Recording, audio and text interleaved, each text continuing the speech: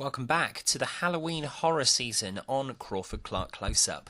As we get ever closer to Halloween 2019, we're going to take you back 20 years to the film that came out of nowhere and, complete with an incredible media campaign and a narrative purporting to be found footage, the found footage thread of the horror genre gave birth to the Blair Witch Project.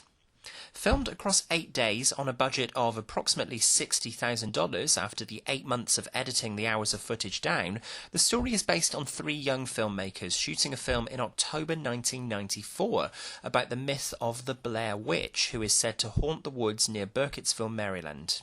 The footage we're seeing is what was recovered from the woods, as all 3 filmmakers are missing, presumed dead. The Blair Witch Project is an incredible experience, both in claustrophobic, nausea-inducing storytelling and in marketing. In the late 90s, when the internet was still in its infancy and YouTube wasn't even a thing, 3 ordinary budding actors, Heather Donahue, Joshua Leonard and Michael Williams, answered a call for auditions for a new movie, and directors Eduardo Sanchez and Daniel Myrick took them on the ride of their lives by basing them in the woods, thinking they are going around in circles, aggravating each other, and most of all believing, like so many moviegoers did in 1999, that the myth was real. The Blair Witch Project, with working titles of both the Blair Witch Tapes and the Black Hills Project, shortened from its first cut of 2.5 hours down to a lean 80 minutes, was premiered at Sundance Film Festival in January 1999 and shook some critics to the core. Oh my god.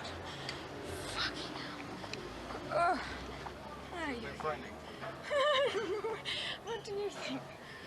Fucking hell. Audiences bought into the fact that this was a real documentation of 3 intrepid filmmakers exploring a scary myth who got lost in the woods and are still missing 5 years after they recorded their footage. The 3 leads themselves were given certain direction from directors Sanchez and Myrick, but completely bought into the fact that they were exploring real mythology of the Blair Witch, the interviews they conducted with the townsfolk adding credence to its authenticity, and it wasn't until after the film's release that they discovered that the directors constructed the entire myth for the purpose of making a cinema verite style horror film. Heather, Josh and Mike were deliberately put through hell during the shoot. The scene where the 3 leads are in the tent trying to sleep and the tent shakes violently was in fact the directors shaking the tent to scare the actors. All 3 were genuinely terrified, as this scene was not scripted. Less food was also given to the leads with each day they were filming to generate discord and frustration between them. What impresses most about the film is its simplicity. After the first 13 minutes of the film, this is a straight-up character-building exercise for Heather, Josh and Mike, as they're the only characters we see for the remainder of the film. The handheld cameras and the running scared add to the nausea and actually cause cinemagoers to have to leave screenings to be sick, and even some people asking to be refunded as the film was not what they were expecting. What makes the Blair Witch Project stand out is its ingenious marketing campaign, one of the first of its kind and certainly very unlikely to be repeated again. In an age before spoilers filled the internet for new releases and before trailers gave half of the story away, Project was shrouded in mystery. The marketing campaign focused on a website launched a year before the film's release, revealing extracts from Heather's diary, articles about the Blair Witch herself, as well as expert opinions, detailed reports from the search for the 3 missing teenagers, and reactions from their families, allowing the release of the actual film to generate so much buzz and palpable tension that by the end scene in the basement, you are there with every step that Heather makes. Donahue has since recalled that the final scene was so terrifying for her that she kept hyperventilating and crying even after the end of the shoot. Leonard, Donahue and Williams were instructed to refrain from making public appearances while the film was being launched to keep up the facade, and Heather Donahue's real mother actually received sympathy cards from people who bought into the fact that her daughter was missing. The reaction to the film was overwhelming, with the meagre budget stretching to profits nearing $250 million worldwide, meaning that the film held the record for highest grossing independent movie of all time until October 2002, when it was overtaken by comedy My Big Fat Greek Wedding. The Blair Witch Project was one of the first films I reviewed on my old channel Film Fanatic, where I had the following to say about why the film works as well as it does within the found footage subgenre. The film works very well as a psychological thriller, and that fear of being out in the unknown. There's a reason it's in like scary moment countdowns and things, because it is genuinely scary. Whether you're slightly skeptical or not, there is that sense that permeates through the film of threat and danger. And that final scene down in the basement is terrifying because of what you don't see. I still stand by these opinions today. Without Project reinvigorating found footage horror after earlier successes in the subgenre like Cannibal Holocaust, the genre wouldn't have spawned the likes of Cloverfield, Paranormal Activity, or the superb Wreck.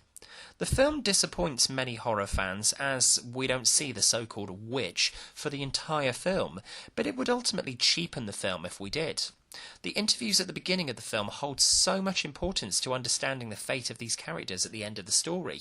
That's not to say that there aren't plenty of fan theories surrounding the film to suggest that Josh and Mike deliberately lured Heather into the woods and messed with her mind before murdering her in the basement. Whatever you choose to believe, and whether the Blair Witch Project maintains your attention or not, is your call, but in my mind there's a reason the film was so successful and finds its way even today, 20 years on great scary movie lists. It makes you question how you would cope in a similar situation, it heightens the sense of threat and danger to a nerve-shattering climax, and most importantly, your imagination is far scarier than anything handed to you on a plate in this genre. From Crawford-Clark Close-Up.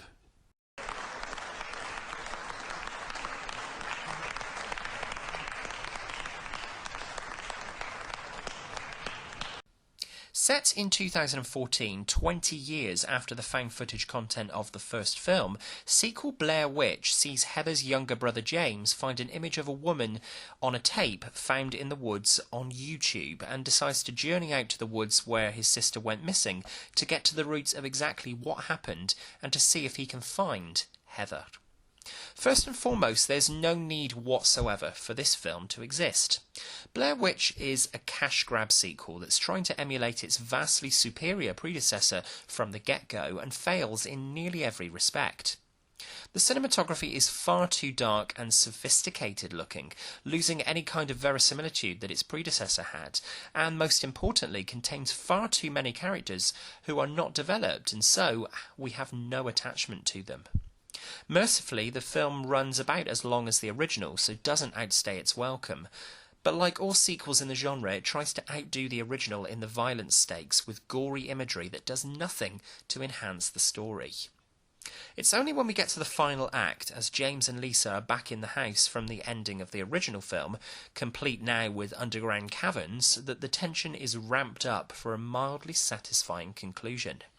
It's a shame to say that this film doesn't come close to generating the same fear as its predecessor, as more than competent horror director Adam Wingard, who brought us VHS, You're Next and The Guest, is behind the camera here, but it all feels a little too polished and staged, which immediately drags you out of the experience. Plus, the final sequence also commits the sin of actually showing us what we're to assume is the witch herself, though the theory that this is actually an emaciated Heather with them in the house who fell under the curse of the witch from the first film is immediately more intriguing. With all that said, Blair Witch is inevitably a disappointing and unnecessary sequel. We didn't need this, and we certainly didn't need Book of Shadows Blair Witch 2 back in 2000. From Crawford-Clark Close-Up.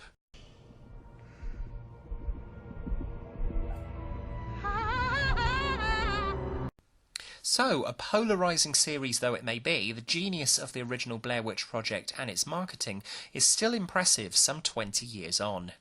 Did you get the chance to see Blair Witch Project in a dark auditorium back in 1999? And did you buy into the myth? Whatever your thoughts on both films, please leave your comments below and come and subscribe to Crawford-Clark Close-Up at the top of the page.